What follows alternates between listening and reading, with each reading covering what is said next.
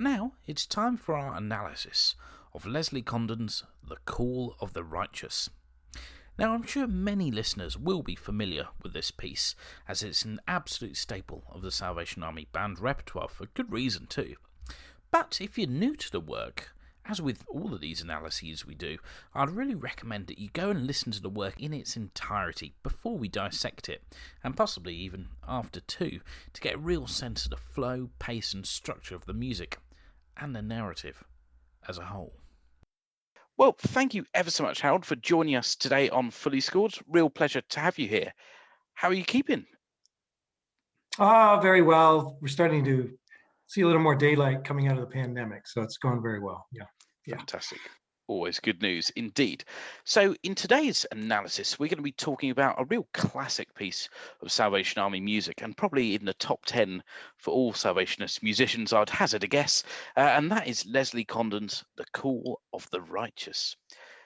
So before we jump into the score and look at it in detail, could you give us a bit of a synopsis of the piece as a whole, and the thematic material and the scripture that this music is coming from? Sure. So I think that this is one of the finest Salvation Army pieces because it does succinctly what Salvation Army music, as I learned growing up, should do. And I did have the privilege of working with Leslie Condon, and what he taught me was that we don't have a lot of time to develop music like you would in an orchestra. And because we're so message-based, we have to succinctly articulate the story. And the story here is the trumpet is going to sound, according to scripture, from many places. And at that time, there'll be this procession and this judgment and so forth. And so very simply, with the trumpet call music that opens this piece and the song, When the Roll is Called Up Yonder, the verse and chorus, all of the music, all of the 8 minutes of this piece is kind of based off that premise. So to me, it's the wonderful marriage of really great music construction and the message that we want to get across, which to me is the essence of Salvation Army music. And for you, where did you first come across this music? Do you remember the first time you encountered it? Actually, that is a hallmark moment. We had a music councils when I was a kid. My corps band went. I was probably 12. And I begged my parents that I could stay for this concert in the evening, by which was then called the Pendle Youth Band. And long story short, I never imagined I wanted to play in that band that night, but I heard this, they finished the program with the Call of the Righteous, and I can remember visibly the cymbal at the end and the trumpet call. And I just knew in that moment I wanted to do that, never imagining that I would lead that band for 34 years and write lots of music for that band. And just was a quintessential moment. And then I had the privilege, of course, later of working with Les Condon on my music and just that interaction. So it's really special. And I've done it so many times over different seasons. And I just really enjoyed it because it just really connects with both players and the audience. And the story is just really clear. Absolutely. So now we'll dive into the score. And just to remind listeners at home, if they wish to follow along with the score, they can go onto the Salvation Army Music Index and download the score there.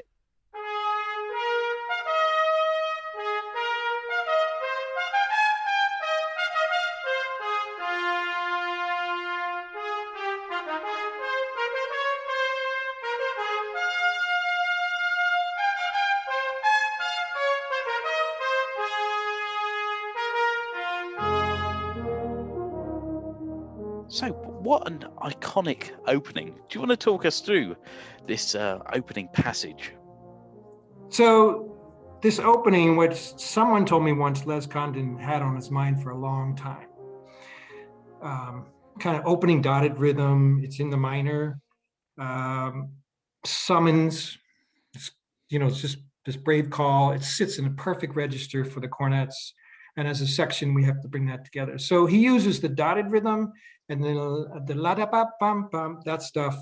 Later, we get fragments of that all through the piece. So we have just this united voice of this calls, this great call.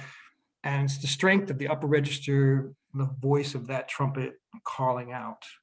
And then the response, of course, is just really great, where the euphonium then takes that trumpet call and you have a kind of tread, ascending parallel chord accompaniment, and then really interesting is the tubas are answering euphonium like a beat behind, if you see that, like this third and fourth bar of A. And then there's this wonderful moment where it gets quiet, where the euphonium is held by itself, just 3 bars before B, kind of creates an interesting tension to kind of just take us momentarily back to the unison where we started, and kind of create some drama there. That's the opening summons. So that takes us to letter B, and we have our first introduction of the tune, When the Roll is Called Up Yonder. Could you give us a little bit of an insight into that tune and perhaps how the words fit with the message of this music?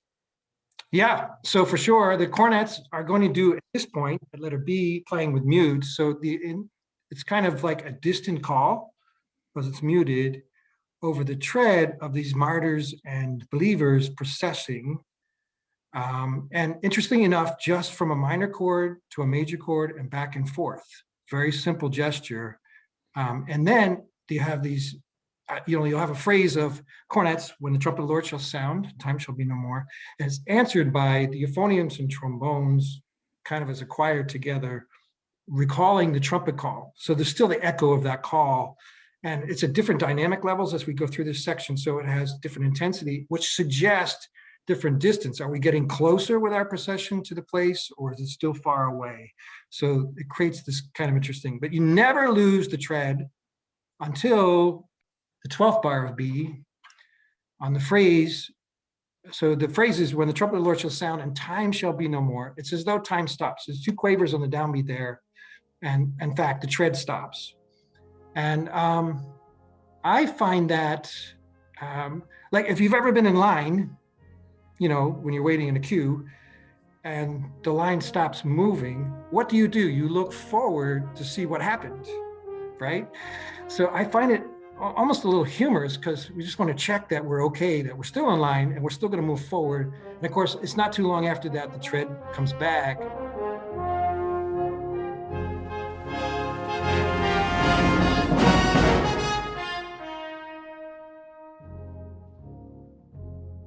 So at letter C, the style of the music changes. We have this sort of quite flamboyant little rhythm in the snare drum, and the sax horns take over with a melody. Could you talk us through this section?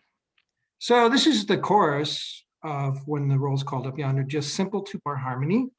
We haven't mentioned this before, but this is one of the earliest pieces that timpani was actually written for and published for. And so the combination of the snare drum and timpani give this almost jocular, like it's a little funny undercurrent of the walk. Like maybe it's getting a little more relaxed now, right? And we might be enjoying this, like lifting our wings a little bit.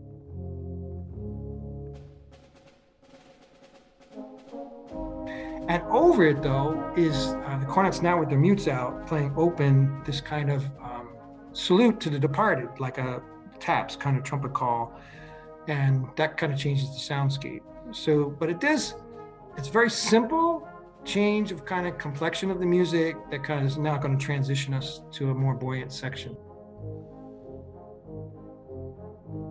And then letter D, the music kicks up a gear and we move into tempo visto, 2 bars after D.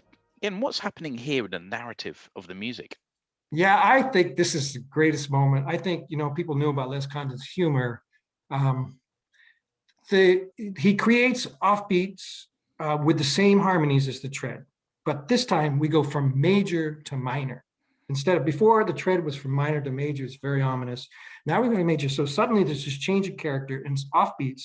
And I think the tempo getto is because there's a temptation to keep rushing once you land that 3rd bar of D. So there's a small accelerando, and we do want to transform kind of some more buoyant atmosphere, right? So the cornets take up the tune in thirds, and against the euphoniums playing the trumpet call, kind of railing against that, right?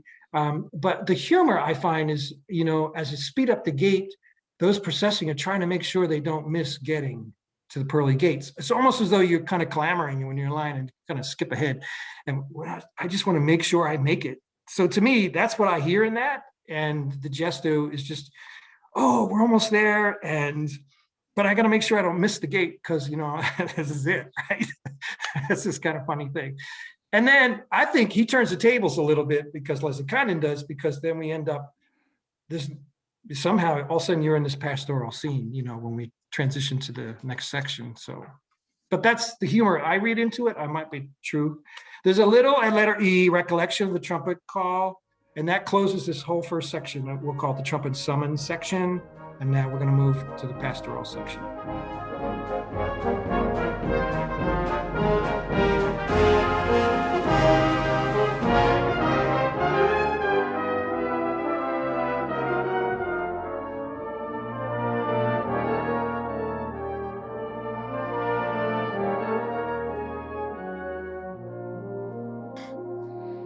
So what is the significance of this pastoral section, again, in the overall narrative of the music? So I may have mentioned this earlier, but the second line of the verse reads, "The morning, eternal, bright, and fair." So to me, one of the miraculous things about the piece is the shape of the piece is pretty much narrated in the song, 559, I think it is. That first line, "When the trumpet of the Lord shall sound and time shall be no more," that was what we just finished. And now we're in this section, which paints the picture of the eternal, bright, and fair. And I don't know, as a listener, if I understood that even as a 10-year-old in that balcony that night, that was but I did realize it is something very beautiful that I couldn't put my finger on, very evocative, very ethereal. And I think that part again speaks to the idea that the music matches what we're trying to say. So what happens is, to even press that further, is he presents this pastoral melody, which mirrors the shape of, not many people realize this, but mirrors the shape of "When the Roll is Called Up Yonder," but now kind of in a languid triple meter. And it's first presented by a solo cornets. And then we have this genteel kind of transitional music at G, which is a little unexpected, but still kind of crystalline and pure and totally different than the declamatory opening, right? So gentle. And then there's this dramatic climax, the eighth, I guess it's about the eighth bar of G, slight retardendo, and then a broader, more intense 2D version follows in the next section, with the whole band. And the feature of that is this horns shadowing the melody. It's marked prominente at the score, repeating the pastoral theme, but this is a canon at the fifth, which is a technique that Leslie Condon uses often. It's in the present age and some of the things, this kind of trailing thing. And it's just marvelous the way the tune shadows it.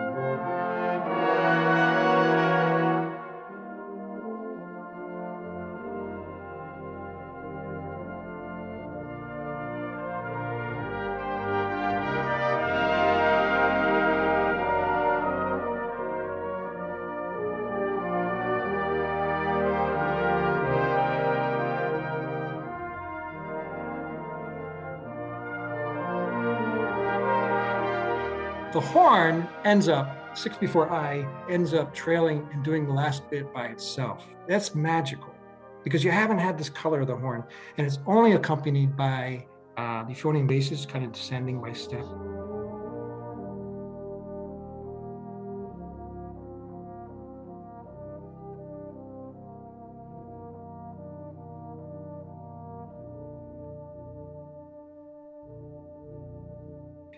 And then we have this bum, bum, bum, bum, bum, bum, with the tenuto there, bum, bum, tenuto first in the tubas euphonium, then in the trombones, and then the horns. And something you're anticipating something. It's remarkable in that little figure. And of course, the chords move a little slightly. And then one of the characters that I hear at ear, but I never understood, was the augmented triads. So these triads with the raised fifth kind of create this mysterious, you're anticipating something very expected. It's very simple. And then this magical moment with the E flat tuba and one last whisper of bum, bum, bum, bum, bum from the trombones in seconds. And then we're off. But that closes out the pastoral section. Yeah. Excellent. And just actually what you said there earlier about sometimes we can hear this music when we're younger and not understand any of the words or the meaning of the music. And I think that's some of the beauty of Salvation Army music in particular. We can hear the music, still receive a blessing just from that sort of aural perception of it. But then as we learn about the scripture and we learn about the music, it deepens our understanding and we receive blessings there. It's something I think quite unique and wonderful. So that takes us into letter J. Once again, the music picks up. We lift again. Could you talk us through this Allegro Siciliante section?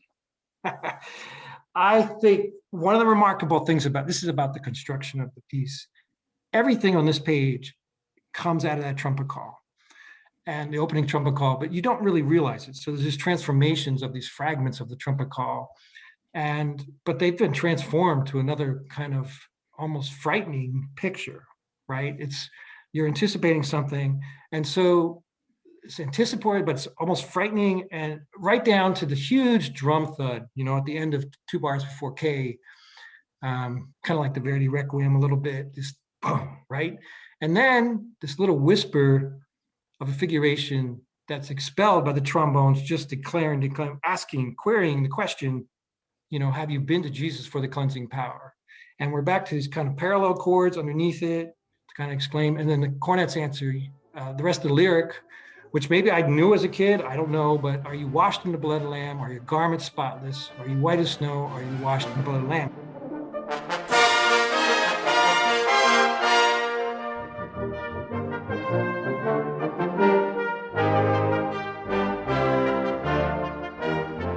And then there's an interlude, kind of crafting very light, delicate.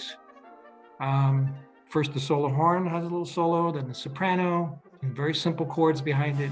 And there's a sudden fiery kind of buildup that has the trombones asking again the judgment question: have you been to Jesus for the cleansing power?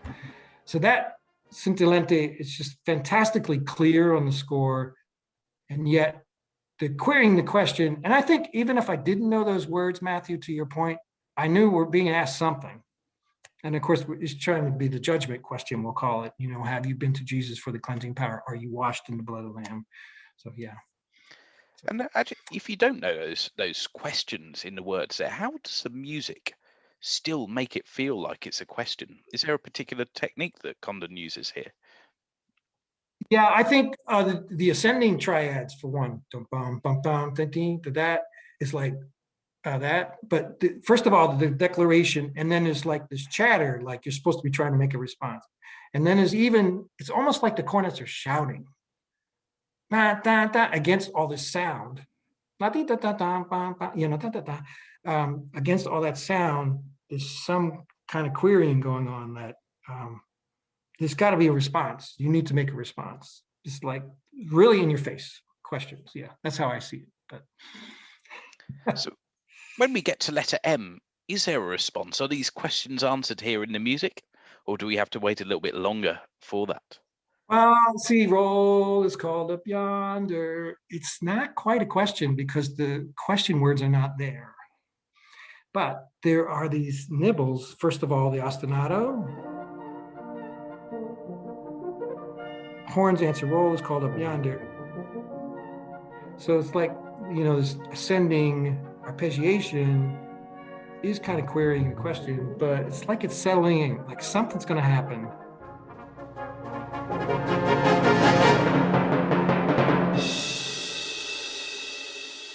Now, this is the part I remembered as a kid, because in this performance, they had not just one cymbal player, not two, the three, they kept adding cymbal players.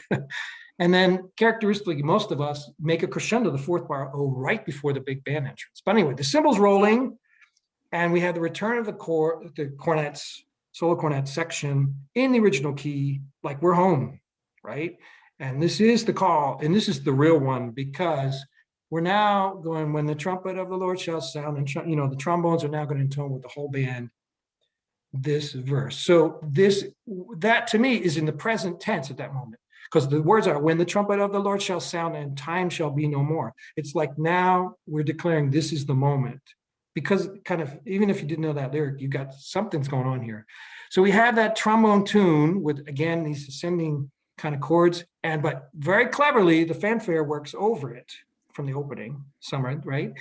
And then, where are we? 4 before P, he gives the trumpet, la ba bim bum bim bum bum, a piece of the trumpet theme to the basses, which creates a little drama, and there's a little crescendo that happens there. And then he splits it in half, and we have this two muted phrases, with the soprano and the solo horn, doing that. And then we have this moment, we now get to the chorus. When the roll is called up yonder, we're not asking anymore. This is the moment. And it's being exchanged between the trumpets, the cornets and trombones.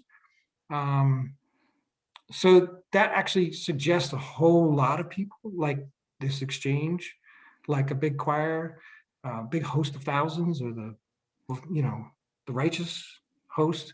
Underneath it, we have the ostinato, for the tubas, and then the triplet accompaniment. So there's actually 4 elements going on there, and really cleanly scored. Horns and baritos, very clear. You can see everything just very clearly. One characteristic is this bass drum thing on the downbeat, or timpani, whatever the case may be. And it's like almost you can't have enough of that, because that's like the final, tread, that kind of feeling of that pulse.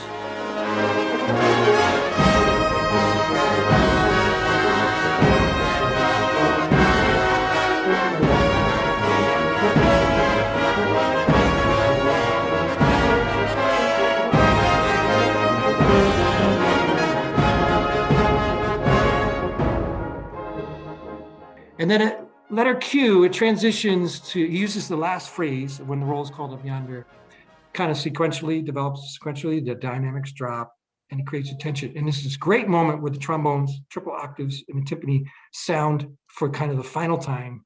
The opening rhythm of the trumpet call against, lots of action. One more timpani kind of moment, and then we rip into this fantastic coda. And what I like about this coda is, first of all, I talked earlier about how succinct we have to be as Salvation Army writers.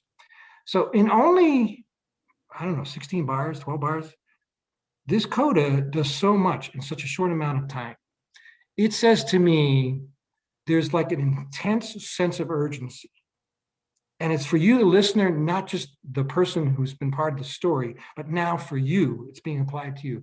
And there's even a desperation I feel in the full-bodied chords, like, I better figure this out. And there's not much time, which is the story, right? And so these kind of full-bodied chords sounding over this exciting percussion. And then we conclude with these unison octaves, and it's kind of locked in. So I just think those few bars, some of the there's flourish to it, kind of quoting the quoting the trumpet call, but it's just so succinct. And I think that's really, for me, kind of a hallmark of Leslie Condon's music, that the message is so clear, but it's done in such a succinct way. And I guess I could quote, just to finish this, he says about this section in his notes, he says that the conclusion is a strong reminder that the saved of earth who gather over on the other shore are those who are washed in the blood of the Lamb. So for me, that's kind of the quintessential or essential message for us as Salvationist musicians and for our listeners.